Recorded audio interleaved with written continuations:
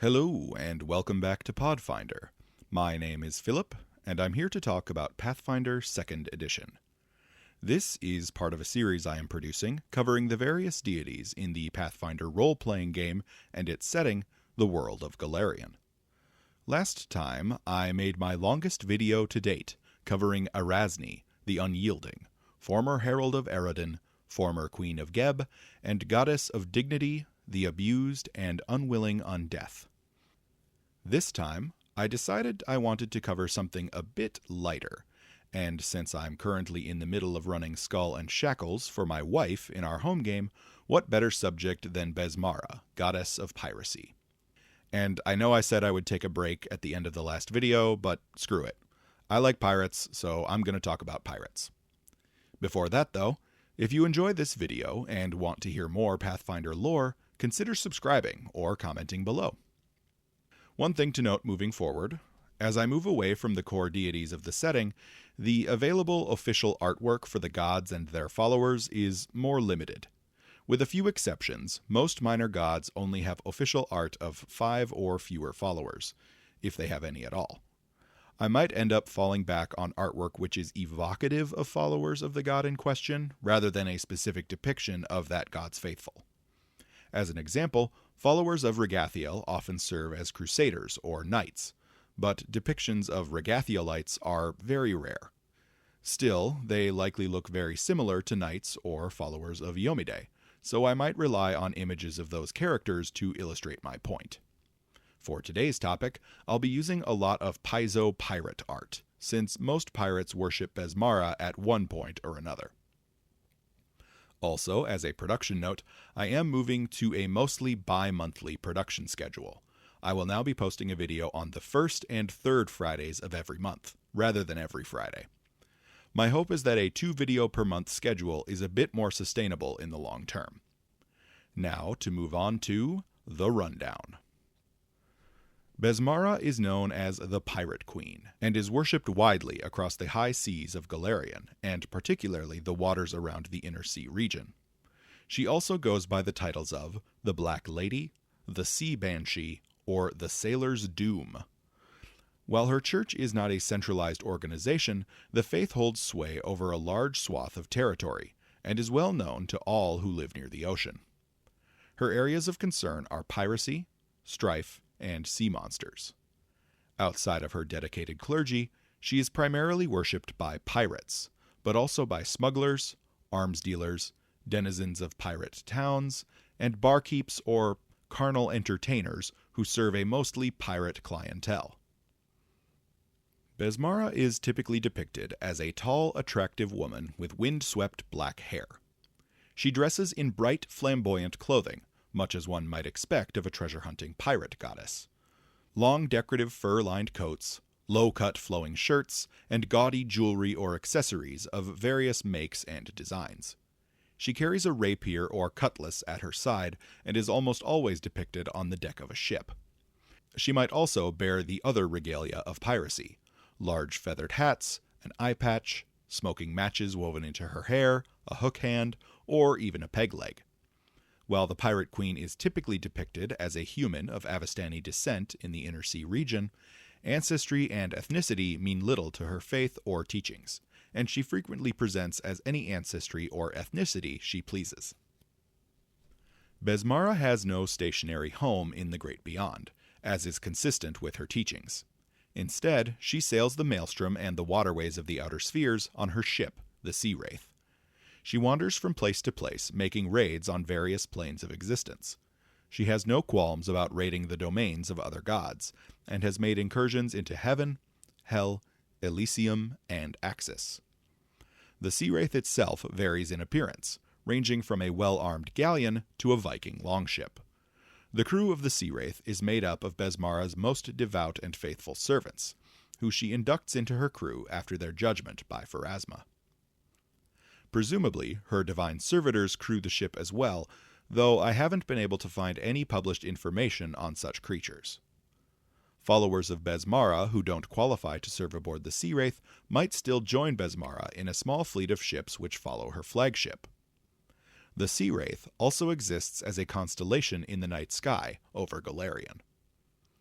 Devout followers of Besmara, called Besmarans, are generally pirates to the core. They might be adventurous thrill-seekers, vile slavers, opportunistic thieves, or anything in between. They are unafraid to sail the seas, regardless of what threats might lurk over the horizon or below the depths. They serve their captain and shipmates with loyalty, but buck at any authority from outside forces. Followers likely enjoy a good fight, but probably see no issue with fleeing to fight another day. Due to the tendency of pirates to be superstitious rather than strictly religious, formal priests are relatively rare. Non-priestly lay followers are substantially more common, but might mix elements of other religions or superstitions into their faith. Those followers who are not pirates themselves are often employed in industries which rely on piracy. Barkeeps and the citizens of pirate towns generally offer prayers in the pirate queen's name, asking that their favorite buccaneers return to port safely and with pockets full of coin. On a slightly kinky side note, carnal workers who service a mostly pirate clientele are particularly devout followers of the pirate queen. These followers are known to express their beliefs in a unique way. Many will dress in pirate regalia and role-play as the pirate queen to attract clients. Besmara herself is known to find this performance hilarious and endearing. I'm not sure I recommend using this information at your table, but it was way too awesome not to share. I should also mention that even non-worshippers of Besmara are likely to make an offering to the pirate queen. Sailors of any profession might seek to win the favor of Besmara as the mistress of sea monsters. These sailors will typically offer a valuable item, be it a chest of plunder, a single coin, or some other valued item, by tossing it over the side of their vessel and allowing it to sink to the sea floor. Undersea creatures have been known to collect or guard these treasures. Some of these creatures are servants of Besmara and take them as an offering to their divine mistress. Others are sawajin, or other non-believers, and these treasure seekers must be careful not to get too blatant in their theft for fear of drawing the pirate queen's ire. Temples and churches to Besmara are rare outside the shackles. Pirate ships might have a dedicated priest who maintains a portable shrine where the crew members might offer a prayer mid-battle. Conveniently, Besmara's holy symbol is the Jolly Roger, so any ship flying under a pirate flag becomes a sort of impromptu shrine. Formal temples in the shackles are likely constructed from the ruins of ships or shipwrecks.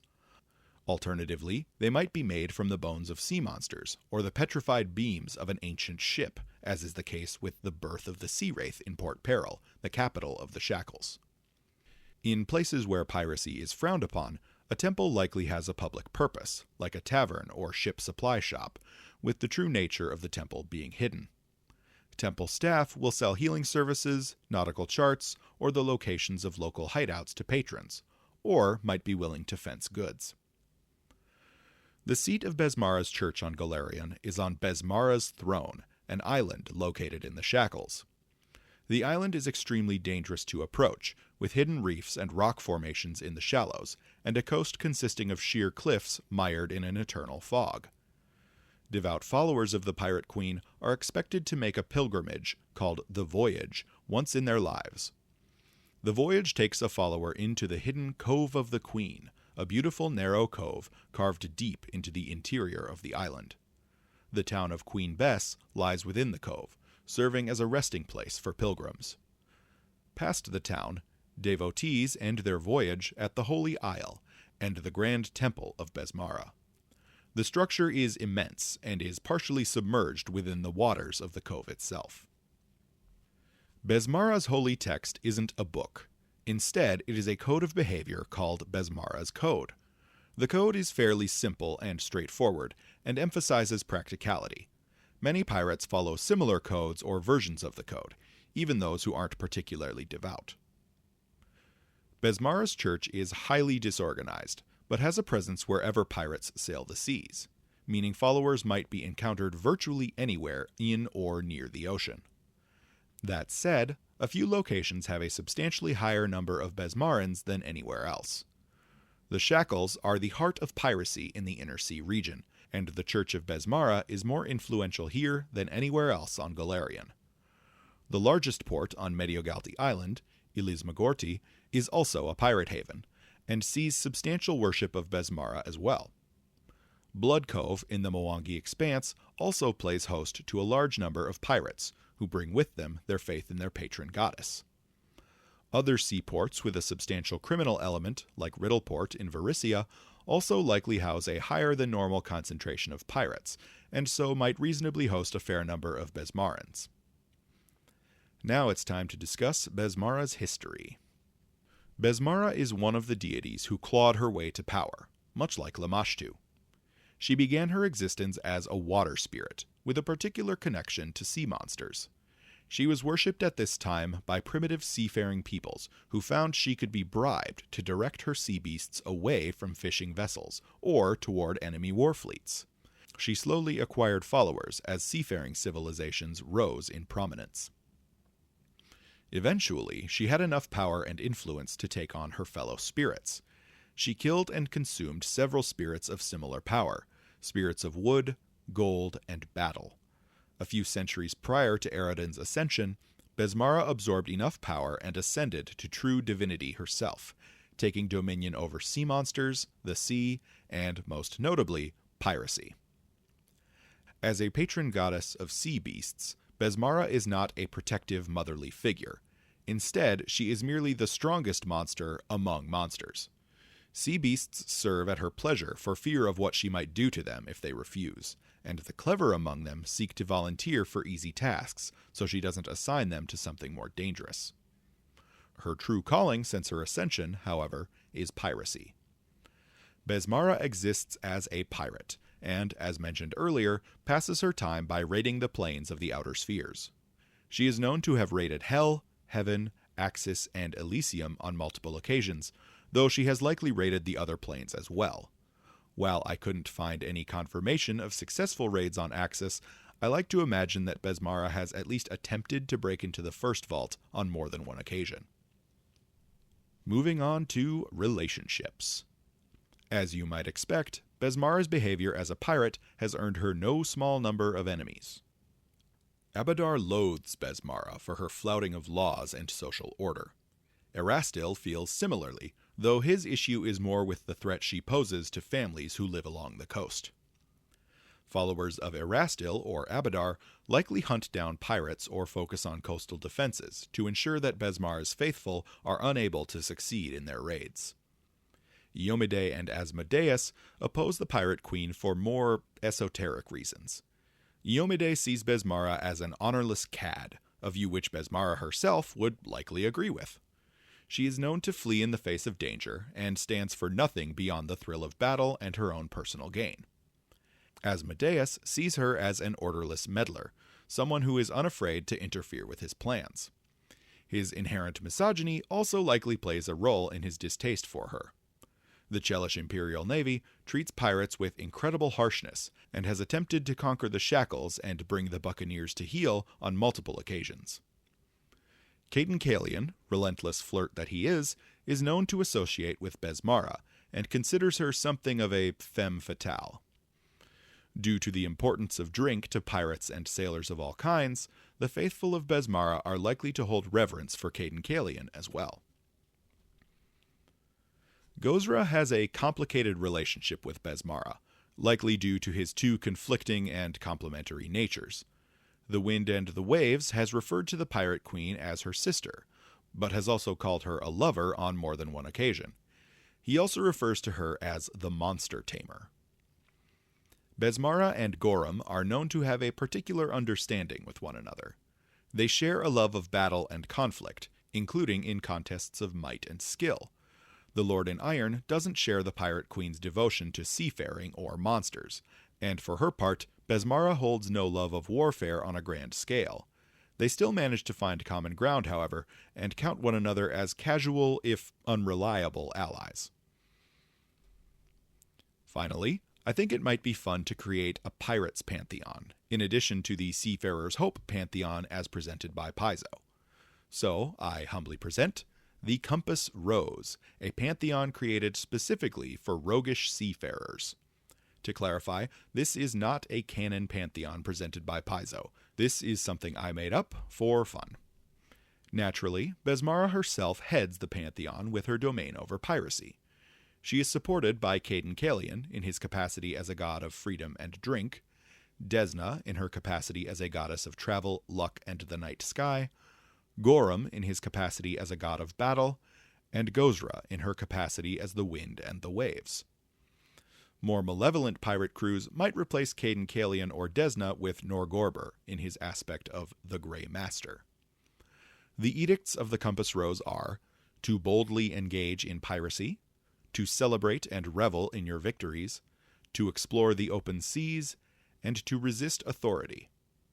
Conversely, to settle permanently on land, to repeatedly act with restraint, or to submit to a legal structure are all anathema to the Compass Rose. Accepted follower alignments are chaotic good or chaotic neutral. The Pantheon's favored weapon is the cutlass, as represented by the short sword, though clerics can instead choose the pistol in regions where firearms are common. Its divine skill is intimidation, its divine font is heal, and its divine ability is dexterity or charisma. The Compass Rose's domains are travel, trickery, water, and freedom, with the alternate domain of wealth. The Pantheon grants the following spells: 1st rank Gust of Wind, 3rd rank Coral's Scourge, and 5th rank Mariner's Curse. For players who might be interested in playing characters who follow Besmara, here are a few useful details. For those using the alignment rules, Besmara is a chaotic neutral deity, and will accept followers of any chaotic alignment. Her edicts are to sail the seas, to stay loyal to captain and crew, and to take what you want. Meanwhile, to betray your shipmates, to forsake piracy, or to settle permanently on land are all anathema to Besmara. One point of clarification: the requirement to remain loyal to one's shipmates and captain only applies for a specific voyage. Once you reach your destination, the faith instructs that your bond to them is over until you sign on to the crew of a new ship. On top of that, the prohibition of settlement on land doesn't seem to apply to priests who serve Besmaran temples on land, though this is likely because they have a tendency to return to the seas after they feel their time of temple service has ended. As mentioned earlier, Besmara's holy symbol is the Jolly Roger, the pirate flag. While her official symbol is the most universal flag, a skull and crossbones, followers are not forbidden from flying their own flags as a means of identification or self-expression. The Pirate Queen's domains are destruction, trickery, water, and wealth. Besmara's sacred colors are black and white, the colors of the Jolly Roger. Rather than these colors, however, followers are expected to wear clothing evocative of a life of piracy. Bright colors, exotic durable fabrics, stolen treasures, and such.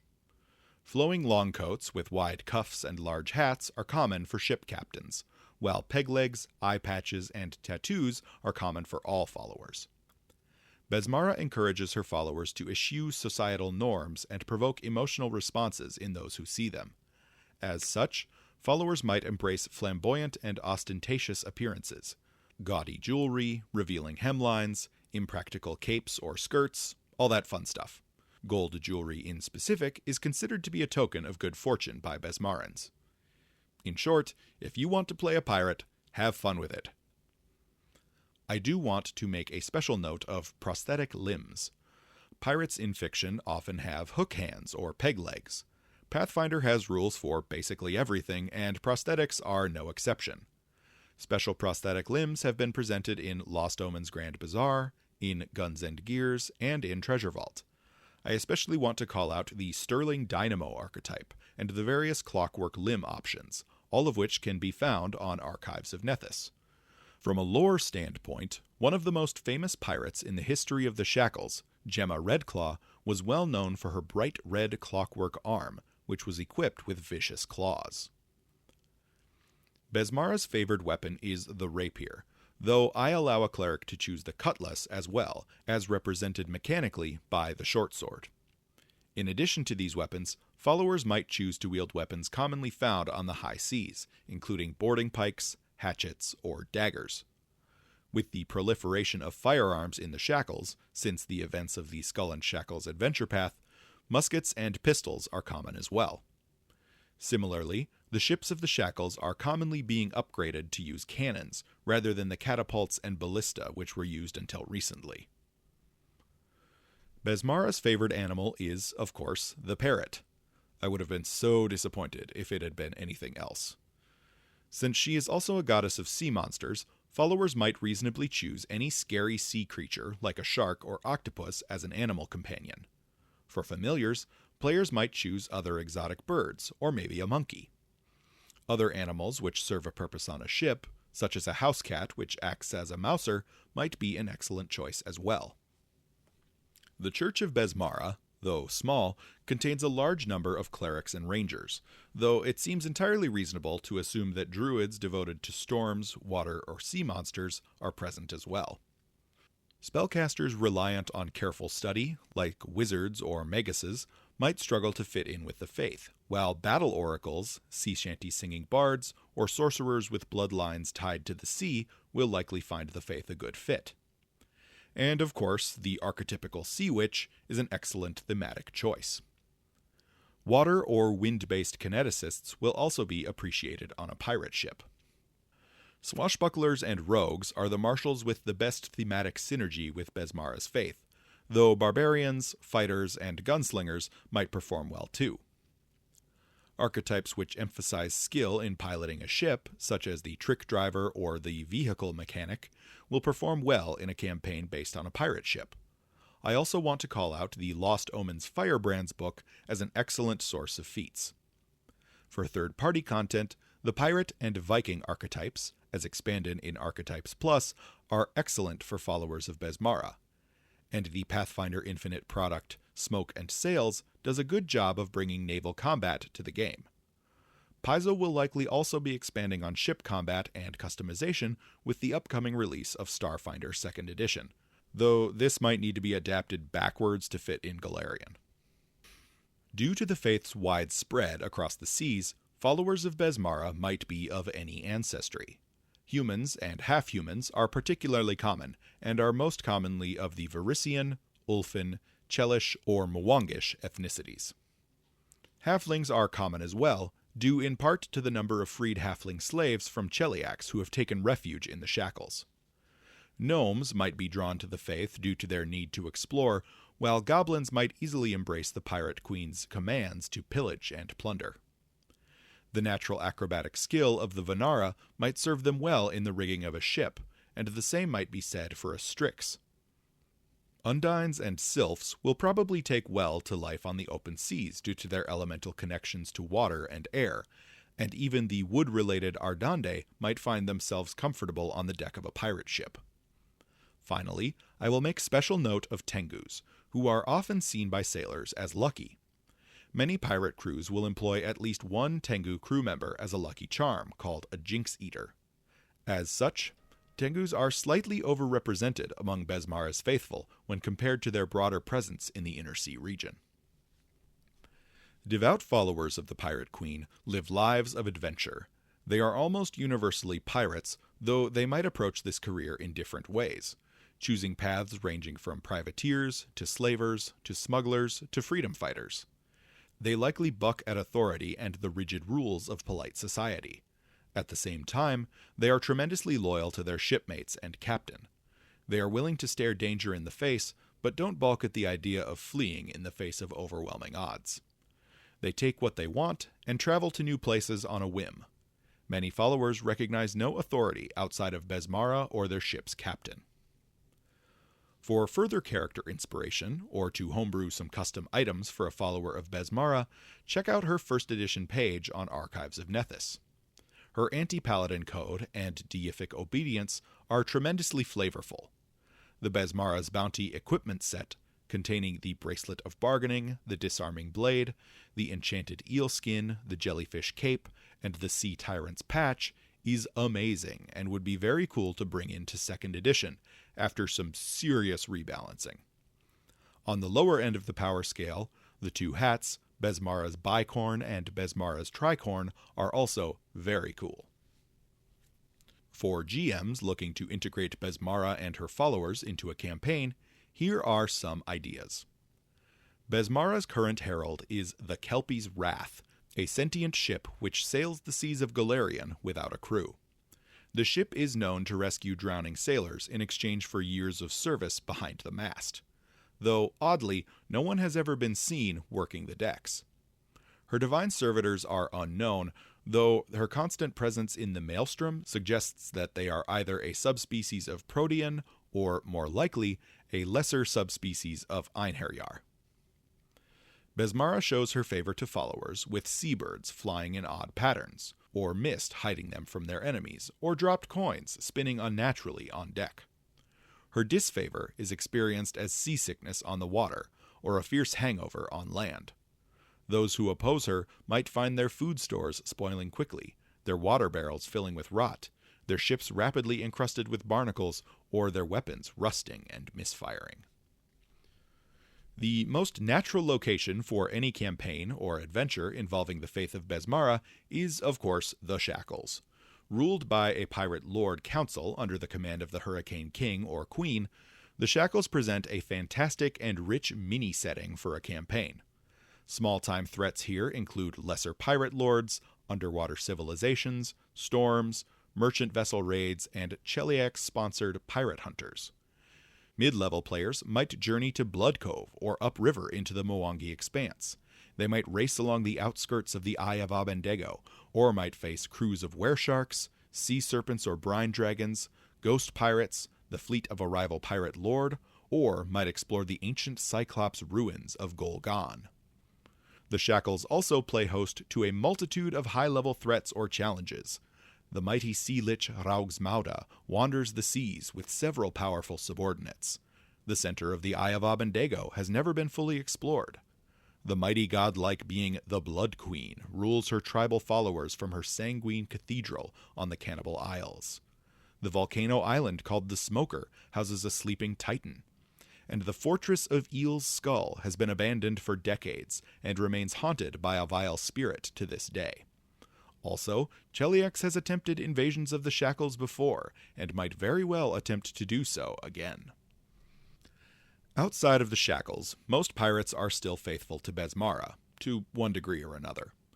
If the PCs are members of a pirate crew in the Inner Sea, they might plan a daring raid on one of the region's many wealthy ports, or might sack a Chelish treasure fleet, then might need to escape to the Arcadian Ocean and safe waters. This campaign would allow the PCs and GM to explore many potential locations along the Inner Sea coast, from the trade centers of Absalom, Opara, and Kathir to the more colorful ports of Quantium, Sothis, or Mirab. PCs in this campaign might interact with the denizens of Bopan, the Eagle Knights of Andoran, the Firebrands, the Azarketi of Absalom, or the Hell Knights of Cheliax.